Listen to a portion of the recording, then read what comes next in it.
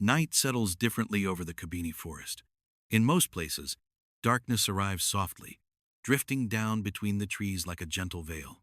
But here, it falls with weight, swallowing sound, light, and certainty. The forest seems to hold its breath as the last traces of dusk retreat behind the canopy. Moonlight, fractured by tangled branches, touches the forest floor in broken shards, never lingering long enough to betray what moves in the shadows. Kabini at night is a world without witnesses, a realm where silence becomes a living force and every gust of wind carries a warning. The air is damp and heavy, thick with the scent of wet earth and the faint sweetness of wild figs. Somewhere in the upper layers of the canopy, a troop of langurs goes quiet earlier than usual, sensing something that does not belong to the ordinary rhythm of the night. The dry crack of a twig from far within the underbrush dies almost instantly, the forest reclaiming its stillness. Only a thin chorus of crickets maintains its fragile pulse, like the faint beat of a hidden heart. On nights like this, predators do not need speed. They need patience. They wait for darkness to reach its deepest point, when shapes dissolve, when outlines blur, when even the eyes of prey lose their confidence. It is within this dense, impenetrable hour that the forest reveals its most elusive inhabitant, a creature whispered about more often than seen, and never truly understood. Some call it the silent hunter, others the shadow that walks. To researchers, it is simply a melanistic leopard, a rare genetic variation that turns the coat of the ordinary leopard into a seamless tapestry of black. But to those who live near these forests, the presence of this animal carries a weight far beyond sight. They speak of it the way one speaks of a myth, carefully, respectfully, as if the forest itself is listening. Tonight, Kabini feels unsettled. The air trembles with a quiet tension, a subtle shift that signals the beginning of a story rarely given the chance to unfold. Something moves in the darkness, measured, silent, deliberate, a presence that does not disturb the silence but becomes part of it. Long before its shape is seen, the forest knows it has arrived. Part 2. Introducing the Night Phantom. He emerges not with noise, but with absence and erasure of light, a soft distortion in the fabric of the forest. At first, there is nothing to see except the suggestion of movement, a deeper shade of black shifting against the darkness itself. Then the moon slips momentarily through the canopy, revealing what few human eyes have ever witnessed clearly: the silhouette of a black leopard, a creature forged from shadow and instinct, moving with an elegance that borders on the unreal. His coat, a seamless veil of charcoal and ink, absorbs moonlight rather than reflecting it. Yet beneath this darkness lies the faintest pattern of rosettes, ghost markings visible only when the light strikes at a precise angle, reminders that he is still Pantheropardus at his core. But everything else about him feels different. His muscles ripple in deliberate waves beneath the dark fur, each step measured, silent, and assured. He walks as if the forest belongs to him, as if every branch and root bends subtly to accommodate his passage. His eyes are the only bright element in this living silhouette. When they catch the moonlight, they glow with a pale, piercing radiance, not unlike embers hidden within a dying fire. Those eyes have tracked prey across ravines, followed faint trails through nights so dense that even nocturnal birds lost their bearings. They have seen the rise and fall of territories, the shift of rival predators, and the slow encroachment of human presence along the forest's edges. They are eyes carved from experience rather than curiosity. To understand him is to understand the rare genetic phenomenon known as melanism. It does not simply darken his coat, it changes the entire geometry of his existence. In the blackness of Kabini's nights, this adaptation turns him into a ghost among the leaves, granting him an unmatched advantage over prey whose eyes cannot distinguish him from the shadows. Yet the same absence of color brings its own burdens. In daylight, he overheats faster than his golden kin. Under direct sun, he becomes more visible, more vulnerable. The evolutionary gift that crowns him king of the night turns him into a marked creature by day. Though he lives among other leopards, his life is not shared with them. Predators such as him wander alone. They claim space not with presence, but with the memory of tracks. the faint scent on a low branch, the scratch marks etched deep into bark. Each sign becomes a quiet declaration of authority, a warning that this territory answers to the night. In Kabini, he is not just another predator. He is a presence felt long before he is seen. Rangers have spent years tracking him, catching only fragments blurred motion on a thermal camera, a shadow slipping across a dirt road, the outline of fresh prints at dawn. For the people who live near the forest, he exists in legend as much as in reality. They call him by a name that speaks to both fear and reverence: the Night Phantom. Part 3. First Conflict. The approach of danger. The Night Phantom pauses at the edge of a clearing, where the undergrowth thins into an open patch of moonlit soil. He lowers his body, muscles tightening into a silent coil. Something in the air has changed. It is not the scent of prey, nor the whisper of wind through the bamboo thickets. It is a different note, sharp, restless, dissonant, a presence that does not belong to the delicate rhythm of the forest night. Beyond the clearing, a faint rustle breaks the stillness. It is followed by the muffled scrape of claws against dry leaves. Hyenas. Not the large clans of the open savanna, but the smaller, scattered groups that patrol the forest periphery. They are opportunists, drawn toward the promise of weakness or unattended kills. Their sense of smell is sharp, their persistence relentless, and tonight their movements carry an urgency that signals hunger. The phantom remains motionless. Motion invites danger. Stillness becomes armor. His pupils expand, absorbing every fragment of light, mapping the positions of the intruders without revealing his own. He listens to the irregular rhythm of their footsteps, 3 individuals, perhaps 4, weaving through the shadows beyond the clearing. They chatter occasionally, a low, uneasy chorus that drips with agitation. They are searching for something, or someone. The hyenas have not detected him, not yet, but they have picked up something else. The faint scent of a kill made earlier in the evening, dragged up into the fork of a tall ironwood tree. The phantom's kill, a young chital deer taken in a single decisive strike. The hyenas circle beneath the tree now, frustrated by the scent they cannot reach.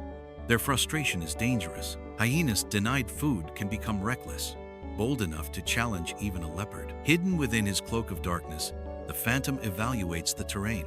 The clearing is too exposed. The moon is too bright. One wrong move could turn him from ghost to target. He senses the shift in the hyena's behavior, a tightening of their formation, a change in their breathing. They no longer search aimlessly. They have caught a trace of something fresher. Him, the first hyena, steps into the clearing, its head low, nostrils flaring as it tests the air. Another follows, eyes scanning the shadows. The phantom's heartbeat does not quicken. His kind survives by resisting panic, but his muscles align, ready for movement, calculating distance and timing. The forest holds its breath with him. This is not a battle he seeks. It is one he must avoid. But in Kabini, avoidance is never simple. The night is shifting, pressure building, and the phantom knows the moment of action is coming. Part 4. First Climax. The hunt in the dark. The hyenas drift deeper into the clearing, spreading out in a loose arc as they probe the air for certainty. Their steps are cautious but insistent, pushed forward not by confidence but by hunger. Each movement inches them closer to the edge of the phantom's concealment. He remains a breath above absolute stillness. But beneath that stillness lies coiled power, honed by years of surviving nights exactly like this one. Yet this is not the moment for confrontation. Predators survive not by showing strength, but by knowing when strength becomes pointless. The phantom shifts his weight soundlessly, slipping backward into a denser wall of brush just as the leading hyena lifts its head and narrows its gaze. For a heartbeat, predator and predator face the same darkness, one seeking, the other dissolving. Then the phantom fades fully from sight. He moves not in retreat, but toward opportunity. Beyond the clearing, the forest floor dips into a shallow ravine where moonlight struggles to penetrate the tangled canopy. Here, shadows cling more tightly to the earth. Here, the phantom becomes whole. His breathing steadies. His senses, sharpened by the tension moments earlier, widen to absorb the subtle tremors of the night. The hyenas are behind him now, distracted, confused, circling the empty air where his scent once lingered. They will not find him again. But something else catches his attention. A faint rustle. A single misplaced footstep against the crisp layer of dry leaves. It is soft, almost apologetic, but unmistakably out of rhythm with the forest. The phantom angles his head, nostrils flaring ever so slightly. It is prey, a young sambar deer, thin and cautious, drawn toward the ravine by the promise of water pooled beneath the rocks from the previous night's dew. Vulnerable, alone, unaware of the danger that moves like liquid ebony through the undergrowth above. Darkness favors the phantom, but precision defines him. He circles silently along the upper edge of the ravine, each step calculated to avoid loose stones that might betray his approach. The sambar lowers its head to drink, ears flicking occasionally, but hearing nothing beyond the soft murmur of its own breath. It does not realize that the forest has gone quiet around it, that the air has settled into unnatural stillness. The phantom lowers his body, muscles rippling beneath the obsidian coat. His tail stills, his breath grows thin, controlled. The distance between him and his prey narrows in slow, inevitable increments. He waits not for the perfect moment, but for the perfect alignment. The shift of moonlight, the angle of the wind, the position of the deer's legs. Then the moment comes. He launches from the shadows like a blade of night, silent until the final instant. The deer jerks upward, startled by movement it never saw. But it is already too late. The phantom's forelimbs clamp around its shoulders, jaws striking the neck with mechanical precision. No growl, no roar, only the heavy thud of impact and the desperate thrashing of prey overwhelmed by speed it cannot comprehend. Within seconds, the forest is still again. The phantom withdraws, standing over the fallen deer as the last tremors fade from its body. He listens for the hyenas, for any echo of their pursuit. Nothing. They are distant now, fooled by the territory he abandoned. Tonight, the hunt belongs to him alone. Par 5, the quiet hours of life. For predators shaped by darkness, victory does not end with the fall of prey. It is only the beginning of another ritual, one guided by caution as much as hunger. The phantom stands motionless for several long moments, listening to the forest around him. Successful hunts echo in ways that raw sound never reveals. The sudden hush of insects, the faint alarm calls fading through the canopy, the shift in the wind as the forest adjusts to the presence of death. Only when he is certain no rival predator is drawing near does he begin the deliberate work of securing what is now his. He drags the sambar's body toward a tree he has used before, an ironwood with thick, low branches capable of supporting the weight of both hunter and meal. This behavior, shared by leopards across continents, is not born of instinct alone. It is shaped by necessity. Hyenas steal kills from the ground. Dholes hunt in relentless packs. Even other leopards will challenge for food if they sense vulnerability. Elevation grants safety. Elevation buys time. In a place where every calorie matters, time is the true treasure. His ascent is silent despite the burden he carries. Muscles coil and release in flawless sequence as he climbs, hauling the carcass upward with astonishing ease. Once settled in the cradling limbs of the tree, he positions the deer across a thick branch, wedging it securely between knots of bark. The forest below disappears into darkness. Up here, the phantom becomes both king and ghost, untouchable in his fortress of leaves and shadows. Only then does he begin to eat. The meal is purposeful, not frantic. He eats enough to satisfy the immediate demands of his body, but leaves the rest untouched. He knows the forest will not grant him many peaceful hours. But for now, the night remains his ally. When he finishes, he settles against the branch, not sleeping fully, but resting in the alert half-consciousness of predators, who must remain ready even in moments of stillness. If this phantom is a male, solitude is his companion, a lifelong condition written into his blood.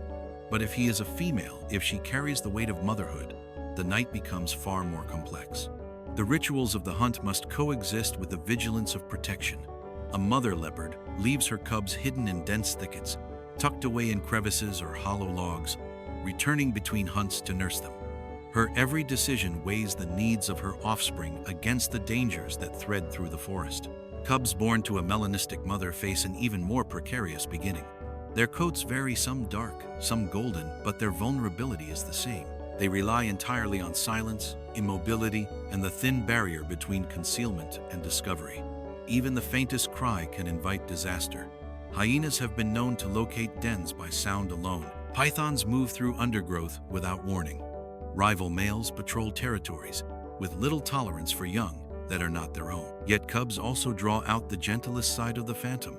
She will return to them with blood still drying on her whiskers, licking their heads with slow, deliberate strokes that silence their fear. She guides them with nudges of her muzzle, teaching them how to move low, how to disappear, how to read the language of the forest, long before they can understand its full danger. These lessons are not taught through words, but through rhythm. Walk when she walks, freeze when she freezes, breathe when she breathes. In these rare hours of tenderness, the phantom reveals a truth often hidden beneath the mythology built around her. Even the most elusive predator carries a life shaped by vulnerability as much as power. Even a creature born from darkness must fight to protect the fragile sparks that depend on it. Part 6. The final conflict. The greatest test. Dawn approaches slowly over Kabini. Though sunlight does not penetrate this forest so much as negotiate with it. The change in the air is subtle, a thinning of the night, a softening of shadows, but to the phantom, it is a shift that carries danger. Daylight steals her greatest weapon. In darkness, she is a ghost. In daylight, she becomes a silhouette. She descends from the ironwood just before the first rays reach the eastern canopy. Her cubs wait in a sheltered hollow a short walk away, hidden beneath woven roots and thick layers of dry leaves. The phantom moves toward them with practiced caution, pausing often to test the air, to examine each sound for irregularities. The forest at dawn is vulnerable. Night hunters retreat, day hunters rise, and in between those worlds is a short, volatile window where mistakes are punished without mercy. She is 2 strides from the hollow when the forest shifts again. A soft crunch of leaves. One, then another. Too heavy for monkeys, too deliberate for deer, too slow for a cat. The phantom freezes, body low, tail still. Her ears angle backward, catching the faint chorus of panting just beyond the nearest bamboo stand. A scent follows, sharp, oily, unmistakable. Dholes. 10, maybe 12 of them. A hunting pack, known for precision and relentless drive. Unlike hyenas, they hunt silently. Unlike leopards, they hunt as one. A coordinated attack from dholes can bring down prey many times their size. Against a leopard with cubs, they are a nightmare.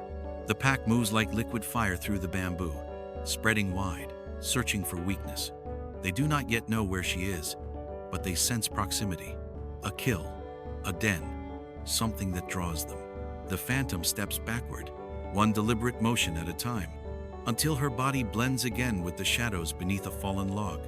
Her heartbeat remains steady, but her mind races through calculations. If she runs, they will follow. If she fights, they may overwhelm her. If they find the cubs, the forest will not be able to conceal the sound that follows. The first dhole emerges into view, a rust-colored figure with narrow shoulders and alert eyes. It pauses, nostrils quivering. Behind it, 5 more slip through the vegetation. Their formation is no accident. They are hunting not blindly but with evolving certainty.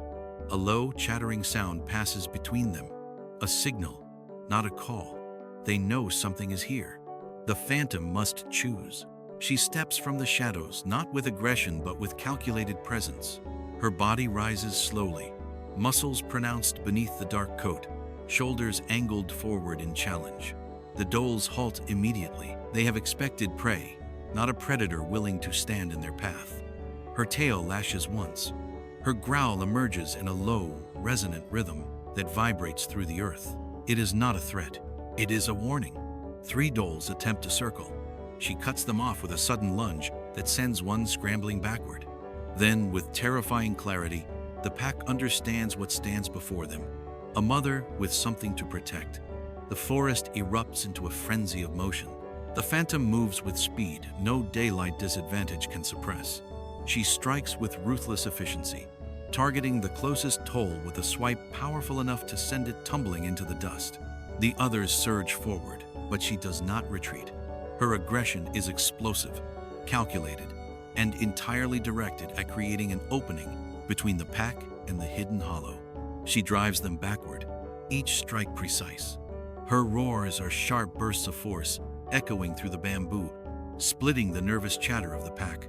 The dholes regroup, reassessing, their initial confidence fractured. Facing a lone leopard is one thing. Facing a leopard fighting for her young is an entirely different calculus. Finally, the pack breaks. One turns, then another. Within moments, the entire group retreats into the forest's deeper corridors, leaving behind only trampled leaves and fading echoes. Victory here is not triumph, it is survival, purchased through fury and precision. When silence returns, the phantom stands alone, sides heaving, coat streaked with dust. She does not linger. She moves immediately toward the hollow, lowering her head to nudge the cubs, checking for breath, warmth, life. Both stir. Both are safe. The greatest test of the night is over. But dawn has fully arrived now, spilling pale gold through the canopy. In this light, she is no longer a phantom. She is a target. And she must vanish again before the day claims too much of her strength. Part 7. Closing Reflection. The Cycle of Shadow and Survival. When the last of the dholes disappears into the deep folds of the forest, Kabini exhales. The tension that held the canopy taut begins to loosen, replaced by the slow, rising hum of daytime life. Sunlight filters through the branches in thin, wavering lines, touching the forest floor with a warmth that feels almost foreign after the long, suffocating hours of night. The phantom guides her cubs from the hollow, nudging them gently toward a safer refuge deeper within the forest. Each movement is careful, intentional. She has endured the relentless hunger of a pack, pushed back against overwhelming odds, and shielded her young from the jaws of death. But the forest does not reward victory with rest. It offers only the chance to continue moving. Through shafts of pale gold, her dark coat no longer conceals her. What made her invincible at night turns her vulnerable now. Every open space becomes a risk. Every patch of sunlight becomes a spotlight revealing a hunter who was never meant to be seen. She slips through the undergrowth, melting into pockets of shade, navigating the invisible pathway she has carved through years of solitary travel. Her cubs follow shakily, still learning the choreography of survival. They do not yet understand how close danger came. They see only their mother unbroken, unstoppable, a silhouette that bends the forest's will around her. By midday, she settles them into a new den, a tangle of roots beneath a fallen teak tree, draped with ferns that mask sight and scent. Here, she will rest. Briefly, light sleep only. A predator who survives by being invisible cannot surrender fully to dreams. As she lowers her body beside the cubs, the forest resumes its ancient rhythm. Birds call from the canopy. Insects spark their tiny symphonies. The wind stirs the leaves in erratic, whispering pattern. Life continues because she has forced it to. For countless generations, black leopards like her have moved through forests across Asia and Africa, their existence a thread woven quietly through the fabric of the wild. They are seen rarely, understood even less, and yet they shape the ecosystems in which they live with the precision of ghosts riding in the dark. Their presence reminds the forest that not all power announces itself. Some power thrives in silence. The local tribes speak of her kind with reverence, calling them the walking shadows beings that belong not to the world of men but to the night itself. To them, a glimpse of such a creature is not chance but omen, a reminder that the forest still holds secrets no eye can fully capture. As evening approaches once more, the phantom rises, the cubs stir, the light fades into a deepening blue, and Kabini prepares for its truest self, the realm where shadows tighten, where sound dissolves, where predators reclaim their dominion. Soon, she will hunt again. Soon, the night will become her armor. In the forest where no daylight endures, a single shadow continues her quiet war against a world that is always hunting back. Her legend is not carried by roars or violence. It is carried by the silence she inhabits, the darkness she commands, and the life she protects against all odds. This is the Night Phantom story, one thread in the eternal tapestry of survival, written in the language of instinct, shadow, and unending resilience.